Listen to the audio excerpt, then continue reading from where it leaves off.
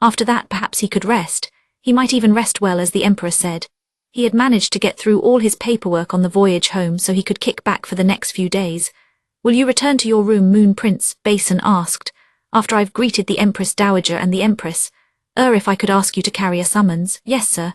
Perhaps you could call Maomao for me," Jinchi said, slightly embarrassed. Lacan was long out of sight, and he was at least confident that the strategist wouldn't overhear him. If Jinchi wasn't mistaken, Maomao had some affection for him. Otherwise, she would never have given him that kiss, or so he wished to believe. And believing wasn't necessarily easy after she'd spent so many years dodging him.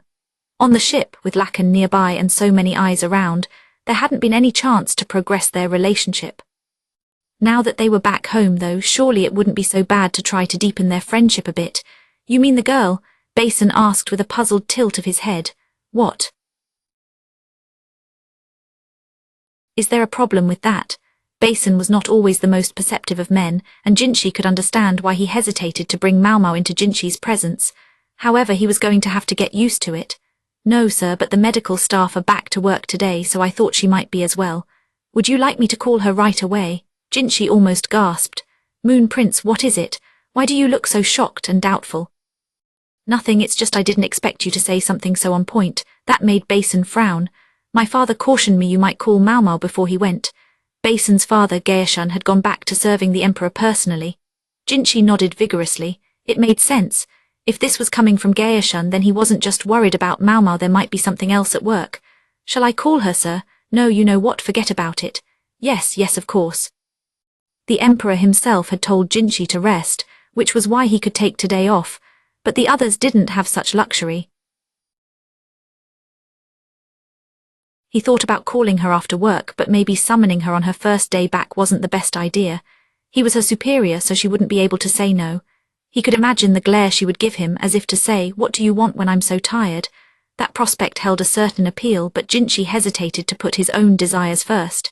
He couldn't forget that he was a person of status. All right, could you call Mame then? My sister." "I don't think that should be a problem." Basin's older sister Mame had stayed in the royal capital. She was a clever woman and would be able to fill Jinchi in on what had happened while he was away. The Empress Dowager hardly seemed to have changed in the year since Jinchi had last seen her, but she seemed surprised by the change in him. "You've lost so much weight," she said. "A great deal happened, you see." "Funny," she said the same thing as His Majesty. Did Jinchi look so haggard? "Will you be visiting Empress Jayukayu's residence after this?" "Yes, ma'am. I would like to pay my respects to the prince and princess." His visit to the Empress Dowager was a brief one. She was his mother, but ever since he had entered the rear palace as a eunuch, she had become more distant. He felt he should talk to her more, but somehow he could not do it. There was a great deal Jinchi had done in secret from the Empress Dowager, and he often wondered if he should divulge all of it to her, or if he should take those secrets to the grave. His next visit was to the Empress's palace.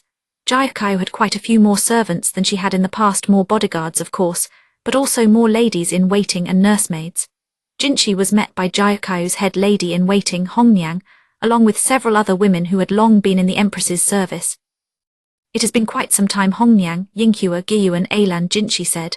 "Lady Jayukayu awaits within," said Hongniang, guiding him soberly inside. The other three ladies were squealing, if not quite as much as they had before. "Here you are."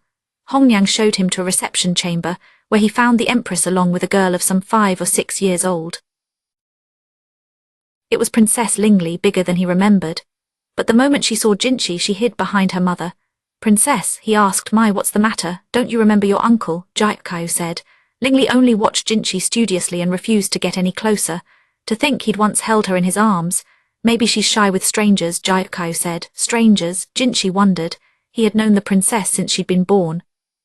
Back in the rear palace, he'd checked in on her at least once every few days. It was Hongniang who drove the point home. "It's been a whole year. You can't blame a child for forgetting." The young prince had long since learned to walk, and now he toddled about, followed closely by several nursemaids. They made sure he didn't trip and fall. "Just paying your respects today?" the Empress asked. "I thought we might discuss the Western capital if briefly." Jayukayu raised a hand, and Hongniang bustled the prince and princess out the door. Only the minimum of staff were left in the room. About Sir Jayuku-o. Jayuku-o was Jayukayu's older brother, and he had been murdered. It is true they were only half-siblings, but Jayukayu must have had complicated feelings. I've heard the story. I am told that my brother's eldest son will succeed him. That's right, Sir Shikyou.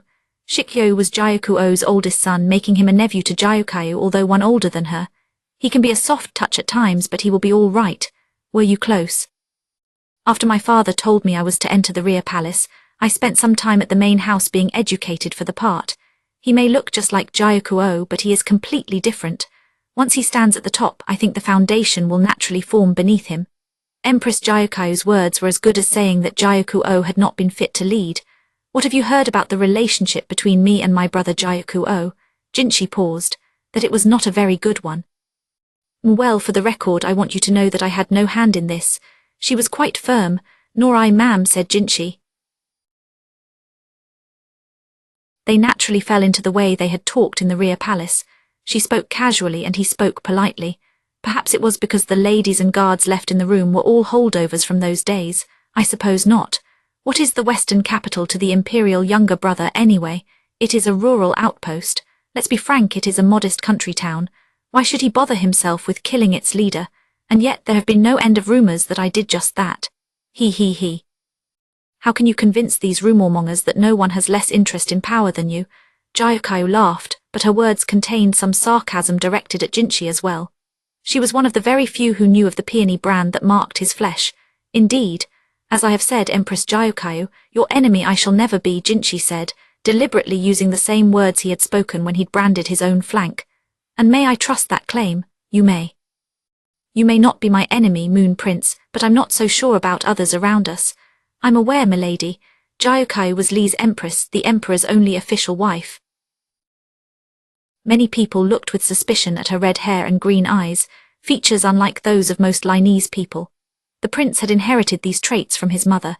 Members of Li's imperial family often married close relatives. Some of the emperor's advisors believed he should have married consort Lihua, who came from a branch of the imperial line, instead of Gyukayu. However, Lihua herself was happy to follow the emperor's wishes. She would not have dreamed of a coup d'etat so long as Empress Gyukayu and her family did not resort to violence. Therefore those seeking another candidate for the throne turned to Jinshi. For more than 10 years before His Majesty had a son, Jinshi had been the heir apparent.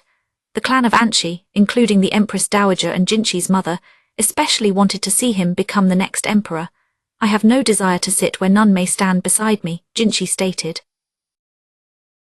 No one was allowed to sit beside the emperor on his throne, not even the empress. She was still his subject, not his equal. No, indeed. A slight smile crossed Gyukayu's face. Before Jinshi could discern what it might mean, she rose from her chair and went over to the window. She opened it and looked outside. Jinshi turned and looked too. In the courtyard garden, a girl with brightly coloured hair was holding what appeared to be an imitation tea ceremony. My older brother's daughter that would make her my niece, Gyukayu said.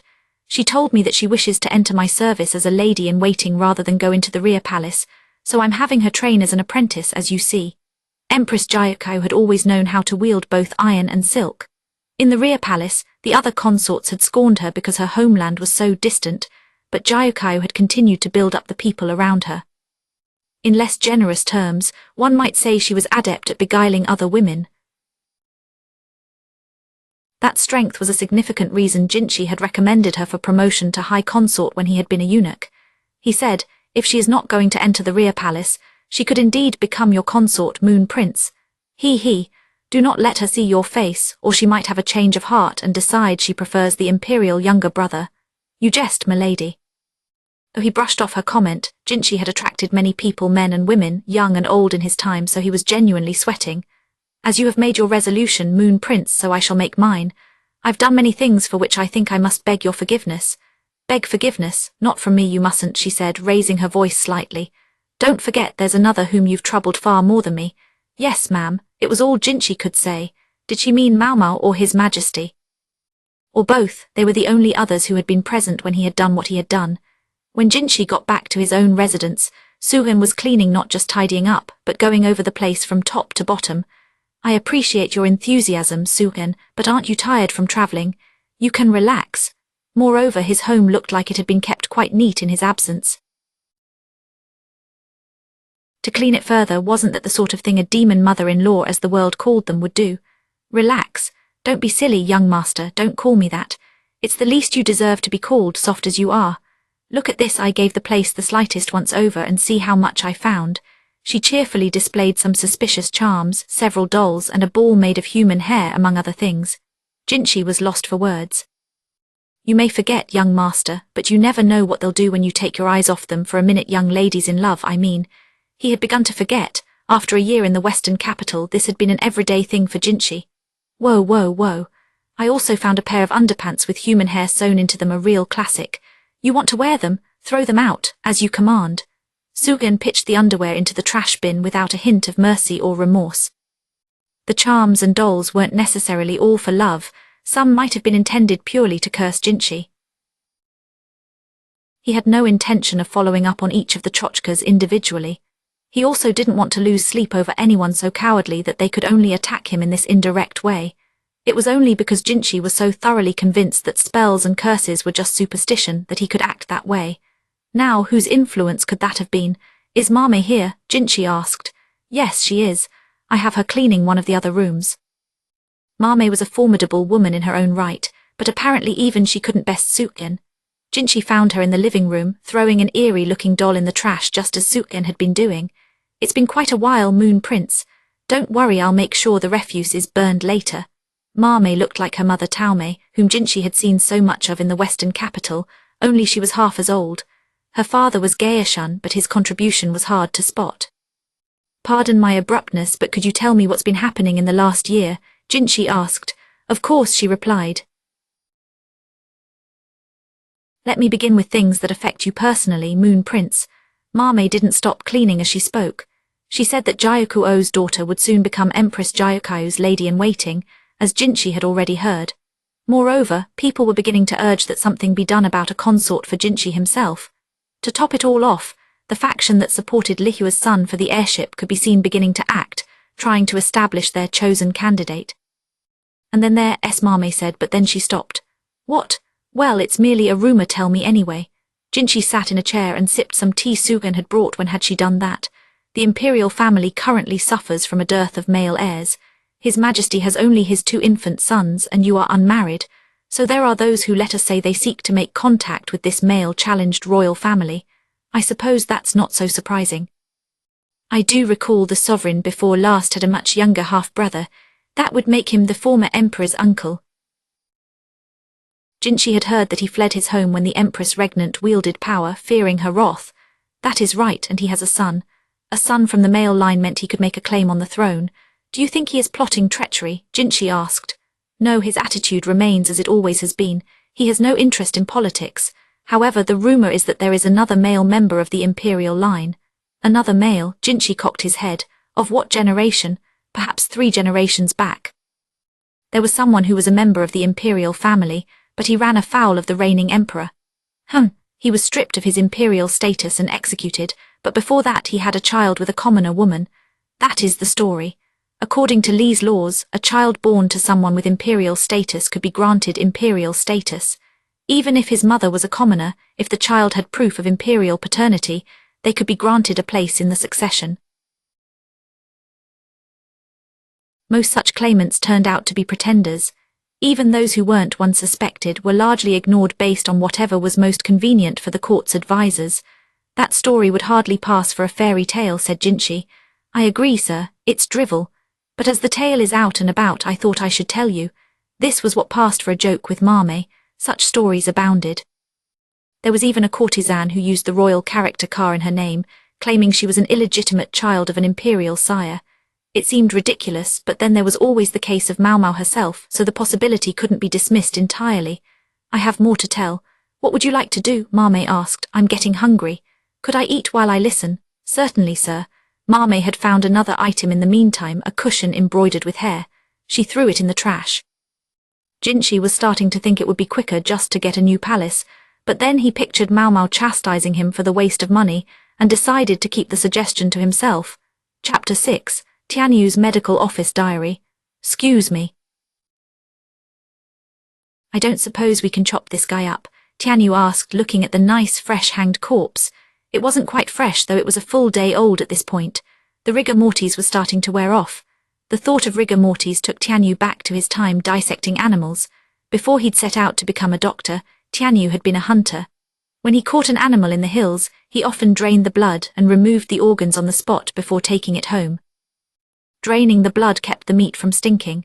Extracting the organs prevented their various juices, waste and other contents from getting on the flesh, which saved it from going bad. Tianyu was such a skilled hand at dissection that he'd even stripped the bones right out, but his dad had gotten awful mad at him for that. He said that if you removed the bones before rigor mortis set in, the meat wouldn't be as good. Then he demanded to know if Tianyu wanted to eat crappy meat, and gave him a rap with his knuckle. So this corpse was bone-in. The thought crossed Tianyu's mind, was the meat good then? Will somebody do something about this guy? Don't look at me. Tianyu's peers and senior colleagues knew he was always like this. They knew it so well that they no longer bothered to tell him off about it. Hey, Nyingyang, it would be all right if we just took the organs out, don't you think? He said, trying to draw in the medical assistant nearby. Her real name was Maomao, but to Tianyu she was Nyingyang. I think the moment you slice that stomach open there are going to be all kinds of problems, so you'd better not. And corpses smell, so I think we need to dispose of this thing somewhere more appropriate. Nyingyang was organizing the medicine cabinet, her eyes shining. She was more into drugs than corpses. Apparently she was even better with medicines than a middle physician. And despite being a court lady, she was often treated like a full member of the medical staff. She'd even accompanied them on the trip to the western capital. Tianyu suspected Nyingyang looked so energized because she was looking at all those medicines, despite only being home from their long ship voyage for 2 days. One of their senior colleagues suggested, "You both look so upbeat, maybe you could do some real work," but that was Tianyu's decision.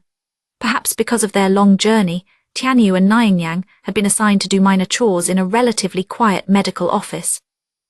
Yao arrived with an armful of freshly washed bandages and asked, why are they keeping a dead body here anyway? She came from a family good enough that she didn't actually need to do this kind of work. Tianyu didn't know why she did it. Behind her as always came NN. She was Yao's servant, and Yao was always foremost in her mind. "Oh hey NN. Long time no see," Tianyu said, pointedly ignoring Yao to speak to her companion. Yao didn't seem to care, but NN immediately grimaced. She would look daggers at anyone who spoke to Yao, but then she would get upset if people ignored her mistress instead. Tianyu didn't understand how she thought. Tianyu had needled and barbed the two women, curious what would happen if they were to fall out with each other for a while. But today there was something else to interest him, and that was enough. "Dr. Li, that is you, isn't it? Why aren't we removing this body?"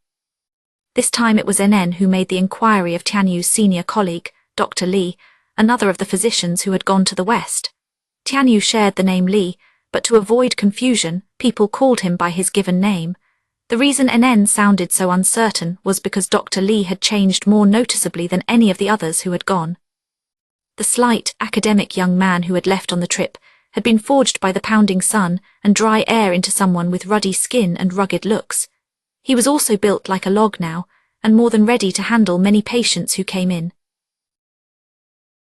He had once looked an angry brawler in the eye and told him to try anything. Tianyu had found it so funny that he clutched his sides laughing. Stamina was the coin of the realm in the western capital. Through working with Dr. Yu, who was good-natured but sometimes a bit crazy, Dr. Li had grown into something of a jock. Maybe it was all the meat and dairy he had eaten to put on muscle. Or maybe it was the mattress-padded post he punched and kicked to take out his ire at Tianyu and his crazed superior. Whatever it was, by the time he was done in the western capital, he had developed a fondness for soy powder dissolved in raw goat's milk. In the 2 days since they had come back, more than 10 people had already asked him, "Who are you?" "You are correct. I am the Li who came back from the western capital." As for the body, it still needs to be inspected to find out the particulars of the case. Dr. Li was reading the daily reports from the last month or so. After his long trip, he had been confirmed for promotion. He had shown an ability to do work every bit as good as that of any upper physician. Tianyu had also cut open and sewn up plenty of injured arms and legs, but there was no talk of advancement for him. "Really, Dr. Li, I thought they already caught the criminal and did their examination. Are they going to keep investigating?" To Tianyu, it was just a question. Apparently NN took it to mean he had time on his hands because baskets of laundered bandages began to accumulate in front of him. She was clearly pressuring him to roll the strips up and put them away. "Yes, they are going to keep investigating." "Makes sense," said Nyingyang, who was discarding some medicine.